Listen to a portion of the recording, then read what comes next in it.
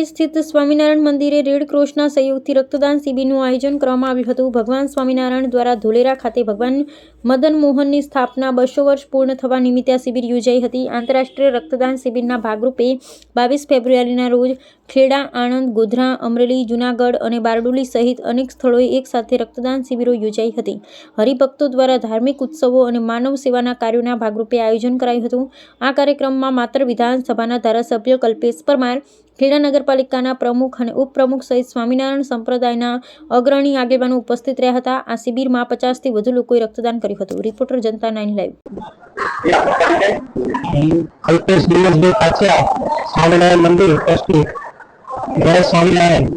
સહજ જણાવવાનું કે અમારા આચાર્ય મહારાજ શ્રી વલપાલ નિવાસી પરમ પૂજ્ય ગણપતિ 108 આચાર્ય શ્રી અભિનંદન તેમજ ભાવિ આચાર્ય શ્રી 108 વિજેન્દ્ર પ્રસાદજી મહારાજના ઉપલક્ષ છે અને અમને આજ્ઞા અને આશીર્વાદથી ધોલેરા મંદિરના દેવોના 200 વર્ષના નિમિત્તે આજે થેલેસેમિયા અને કેન્સરથી દર્દીઓ માટે તેઓ દર સાલ એક બ્લડ કેમ્પનું આયોજન કરે છે અને તે આયોજન એવું અદ્ભુત હોય છે કે સમગ્ર વિશ્વમાં એક જ ટાઈમે અને એક જ તારીખે આ બ્લડ કેમ્પનું આયોજન કરવામાં આવે છે અને જેમાં સ્વામિનારાયણના હરિભક્તો અને સ્વામિનારાયણ સંપ્રદાયના સાધુ સંતો, સાક્ષરી બહેનો તેમજ અન્ય આપણા સમાજના લોકો પણ એમાં ભાગ લઈ અને ઉત્સાહપૂર્વક બ્લડ ડોનેશન કરે છે, જેથી એક સમાજની સારી સેવા અમારા મરાસી દ્વારા કરવામાં આવે છે.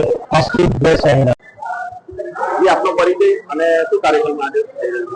મારું નામ પ્રકાશભાઈ ગોવિંદભાઈ કાચા પટેલ ખેડા. હું એસવીજી ખેડા જિલ્લાના ઇન્ચાર્જમાં છું.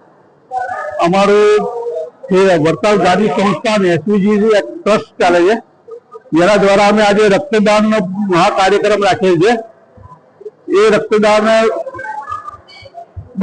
પૂરેપૂરા ખેડા, ઇન્ડિયા, ભારત અને સમગ્ર દેશમાં એક જ સમય, એક જ દિવસ, એક જ તારીખે રાખેલ છે અને આ બધું રક્ત થેલેસેમિયા, કેન્સર, જે હોય એના માટે કામમાં આવશે. આ પ્રોગ્રામના અનુલક્ષીને હમણાં આચાર્ય મહારાજ શ્રી વિજેન્દ્ર પ્રસાદજી મહારાજ, પરમ પૂજ્ય 108 શ્રી લાલજી મહારાજ શ્રી વિજેન્દ્ર પ્રસાદજી મહારાજ, એમના આજ્ઞાના આશીર્વાદથી અને એમના સમગ્ર માર્ગદર્શન હેઠળ આ કાર્યક્રમ અમે યોજેલ છે.